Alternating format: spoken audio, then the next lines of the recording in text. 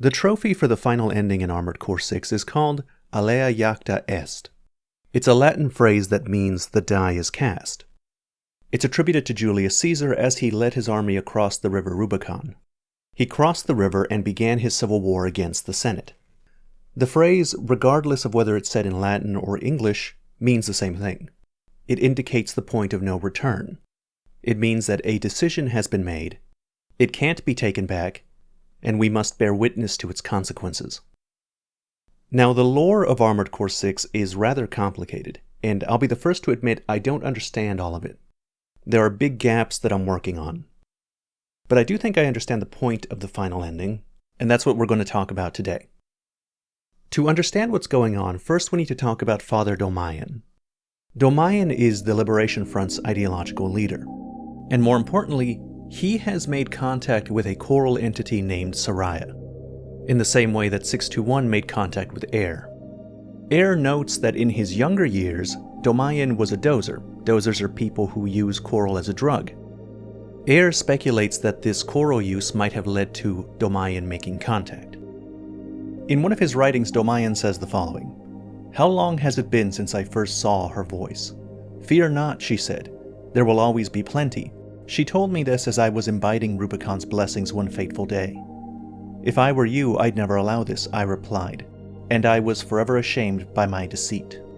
The next Dolmayan writing says, "Symbiosis. She seemed to be contemplating the meaning of the word.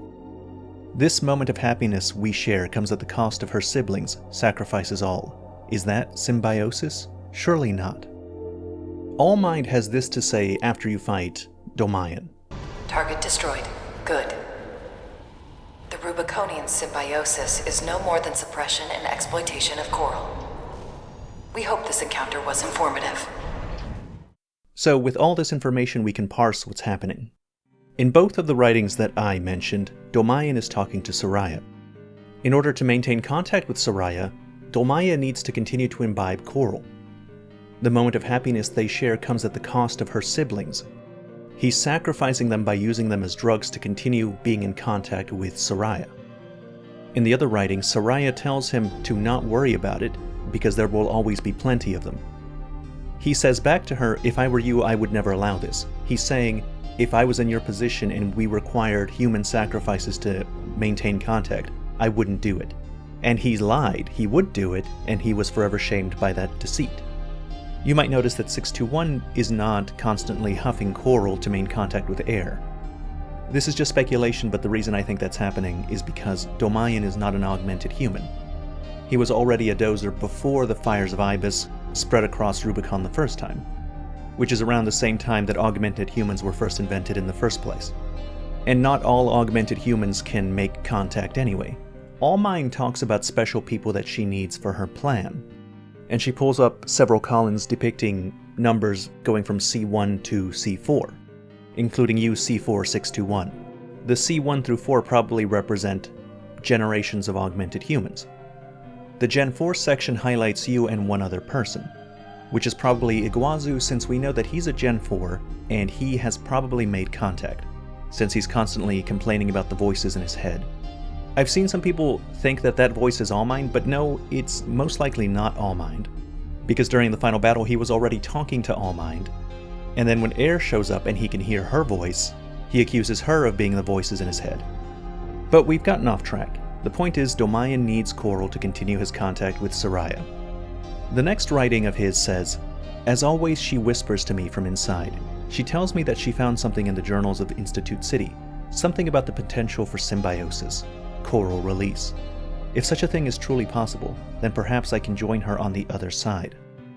The last of his data logs say the following: "She says she will respect my wishes. If I cross the threshold, tragedy will befall the world of mankind. Yet if I do not, here I stand, too afraid to cast the die." Alright, so Dolmayan long ago found out about coral release. It's implied here that he could have done it, and that if he had succeeded, he and Soraya could have achieved a true symbiosis and existed together on the other side, but that this would have disastrous consequences for the world of mankind.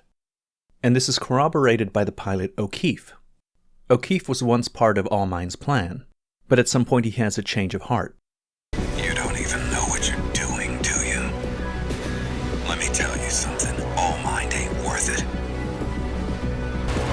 You think you want coral release, but you don't. Shovel down your planned rations. Slurp your coffee-flavored sludge. Sure, it sucks, but that's being human. Life on Rubicon sure does suck, huh?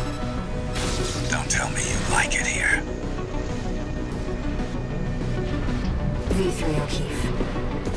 He may seem like a pessimist, but he lives for the way things are. Life that can't coexist with what we want. So, O'Keefe says that coral release is a possibility you can't understand what it entails. That you wouldn't be human anymore. And Air pretty much confirms that. The bland rations, the bad coffee, the pains of being human, all of these things are incompatible with what you're pursuing in this ending, with coral release, with symbiosis. It's tempting to think that this is just talking about you, that you would stop being human. But this likely extends far beyond you if you take Father Dolmayan's writings into account. Dolmayan says that coral release would be disastrous for the world of mankind.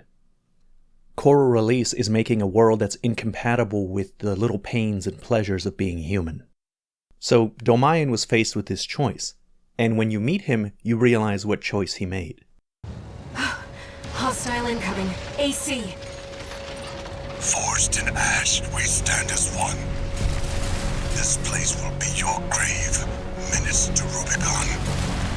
I know you, Menace. You can see them too. The voices. Just as I once did. How much of our hymn have you heard, Menace? Coral, abide with Rubicon. Coral, endure within us all. For none of us shall cast the die. The coral must not be set free. Only tragedy awaits beyond the threshold. Father Dolmayan chose not to go through with coral release. And instead, the Rubiconian philosophy that he promoted was dedicated to preventing that release. Coral, abide with Rubicon. Coral, endure within us all, for none of us shall cast the die. Abide means to endure, to wait, to stay, to continue to be in a place. When the Rubiconians are saying Coral abide with Rubicon, they're saying Coral is staying on Rubicon. It's not going to leave Rubicon. They are not going to cast the die. But that is precisely the ending that you and Air decide to pursue. So here's the important question. Why is Dolmayan so scared? Why does he reject coral release? Because it's something that he definitely wants. You can tell that he's conflicted. He has a close and intimate relationship with Soraya, and he wants to join her on the other side, but is immobilized by the fear of what's to come. It's better this way. It's better this way. You must understand, Syria. So why? Why does he hesitate? Why does O'Keefe change his mind? What are they so afraid of? To answer that, let's look at Walter and his goals and motivations. Professor Nagai is the director of the Rubicon Research Institute. His first data log says the following. Coral is an organic substance capable of self-propagation. The speed at which it proliferates is determined by the density of the colony. As such, a vacuum would provide the ideal environment to maximize coral density and growth. However, one must not overlook the signs of mutations within the coral brought about by the density effect. It is mutations such as these that bring about a collapse that humanity has no hope of controlling. Okay, so what's scary about coral is the speed at which it propagates in a vacuum, and the mutations that come about as a result of that density. The log ends by saying that if that happened, humanity would have no hope of controlling it, and it would cause a collapse. It doesn't list specifically what they're afraid of. And I think that's important because I think that's the point. They don't know what they're afraid of. but they're certain it would cause a collapse of human civilization. They're so sure that when it became clear that the coral was going to escape, Professor Nagai started the Fires Vibus, burning the entire system and sacrificing himself to prevent that. The fact that you don't know is the point. O'Keefe says as much in his fight. You're chasing a possibility you can't understand. That's why Father Dolmayan is so terrified. He doesn't know what's going to happen. When you cast a die, you don't know on what number it's going to land. And I think that's the central theme of the game. It's about humanity bringing things into the world they can't undo. One of Professor Nagai's data logs says the following. Assistant number 1 has lost his mind. His research has utterly consumed him. Granted, there may be some logic to C-Pole's sensory augmentation of human subjects, but no ethical scholar would ever dare cross that point of no return. Mankind is driven mad by possibilities. What does Coral represent, if not sheer potential? Coral, both literally and metaphorically, represents potential. Mankind sees some of the possibilities and is driven mad, consumed in its pursuit. That's why the ending is called Alea Acta Est. That's why the planet is called Rubicon. In pursuit of innovation and possibilities, humanity crosses the Rubicon, creates things whose complexity can't be understood, and that inevitably has unintended consequences. That's why Walter tells you once something's alive, it doesn't die easy.